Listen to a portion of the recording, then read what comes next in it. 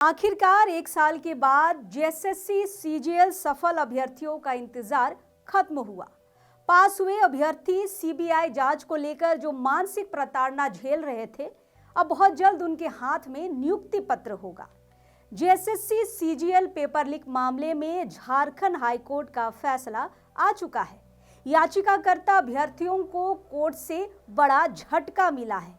Court का फैसला JSSC और राज्य सरकार के पक्ष में आया है और कोर्ट ने नियुक्ति प्रक्रिया पूरा करने का जेएसएससी को निर्देश भी दिया है। चीफ जस्टिस तरलोक सिंह चौहान और जस्टिस राजेश शंकर की खंडपीठ ने याचिकाकर्ताओं की याचिका खारिज कर दी है। हालांकि कोर्ट ने एसआईटी को 6 माह में जांच पूरी करने का निर्देश दिया है और कहा है कि अगर जांच के दौरान किसी अन्य सफल अभ्यर्थी को भी आरोपी बनाता है तो उसे भी नियुक्ति से वंचित रखा जाए। जेएसएससी ऐसे अभ्यर्थियों की अनुशंसा निरस्त कर सकता है। आपको बता दें कि याचिका प्रकाश कुमार और अन्य ने दायर किया था। गौरतलब है कि परीक्षा के बाद पेपर लीक की अफवाह उड़ी थी। पुलिस में केस दर्ज होने के बाद मामले की जांच के लिए एसआईटी का गठन किया गया था। एसआईटी ने भी लंबे समय तक मामले की जांच की और हर बार ये कहा कि पेपर लीक के कोई भी सबूत नहीं मिले हैं। हालांकि सरकार और जेएसएससी भी लगातार पेपर लीक की बात का खंडन करता रहा, लेकिन याचिकाकर्ता सीबीआई जांच की मांग पर अड़ा था।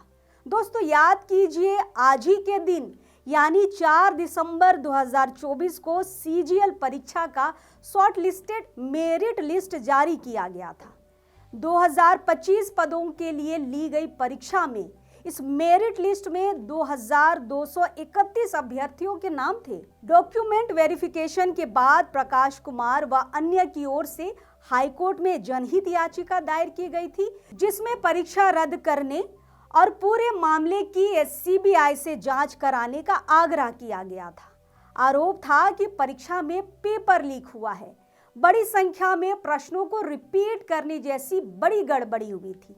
हाईकोर्ट ने मामले की सुनवाई करते हुए 17 दिसंबर 2024 को परीक्षा के अंतिम परिणाम के प्रकाशन पर अंतरिम रोक लगा दी थी और राज्य सरकार को शिकायतों पर एफआईआर दर्ज करने का निर्देश दिया था। इसके बाद सभी पक्षों की ओर से कोर्ट में लंबी बहस चली। चलिए, फैसला तो आ गया, लेकिन पेपर लीक मामले में किसका क्या तर्क था, आपको जरूर जानना चाहिए। राज्य सरकार की ओर से अधिवक्ता राजीव रंजन और अधिवक्ता पीयूष चित्रलेख ने कहा कि परीक्षा में पेपर लीक होने के कोई सबूत नहीं मिले हैं।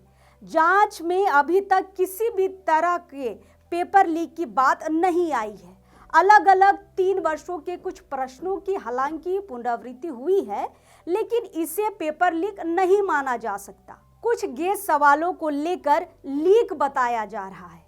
जेएसएससी की तरफ से अधिवक्ता प्रिंस कुमार सिंह ने कहा कि राज्य के 830 परीक्षा केंद्रों में से केवल 3 परीक्षा केंद्रों पर अनियमितता की आशंका सामने आई है। इस परीक्षा केंद्रों पर कुछ अभ्यर्थियों द्वारा मोबाइल फोन से उत्तर लिखवाने की बात सामने आई थी। बाद में उन पर्चियों को फाड़कर डस्टबिन में फेंक दिया गया था। जब उन्हें उठाकर देखा गया तो कई सवालों के जवाब में समानता तो थी। इसी कारण लोगों को लगा कि पेपर लीक हुआ है। प्रार्थी की ओर से वरीय अधिवक्ता अजीत कुमार और समीर रंजन ने कहा कि परीक्षा में पेपर लीक हुआ था। जांच अधिकारी को बिना कोर्ट की अनुमति के बदल दिया गया, जबकि यह गंभीर अनियमितता है। गेस पेपर के 50% से अधिक प्रश्न परीक्षा में पूछे गए, जिससे लीक की आशंका मजबूत होती है। अंत में प्रार्थी के अधिवक्ता ने यह भी कहा कि कई अभ्यर्थियों को बाहर ले जाकर सवालों के जवाब रटवाए गए थे। इसी में नेपाल का भी जिक्र आया था। अब आते हैं सफल अभ्यर्थियों की ओर से क्या कहा गया था। सफल अभ्यर्थियों की ओर से अधिवक्ता अमृतांश वत्स ने कहा था कि पेपर लीक का कोई ठोस प्रमाण नहीं है और किसी अभ्यर्थी ने इस बारे में कोई शिकायत भी नहीं की है। कोचिंग संस्थानों द्वारा अफवाह फैलाकर पेपर लीक का माहौल बनाया जा रहा है।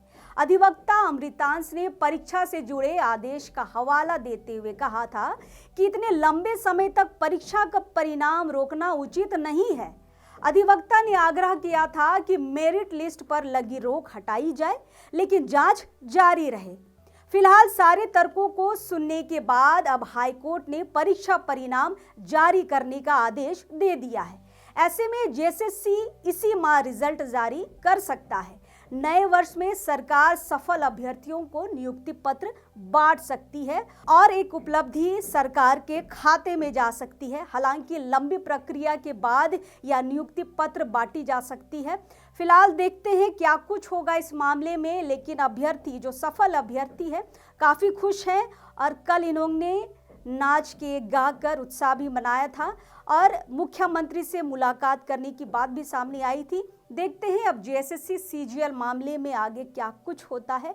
मामले पर बने रहिए। चलिए, जोहार रहेगा।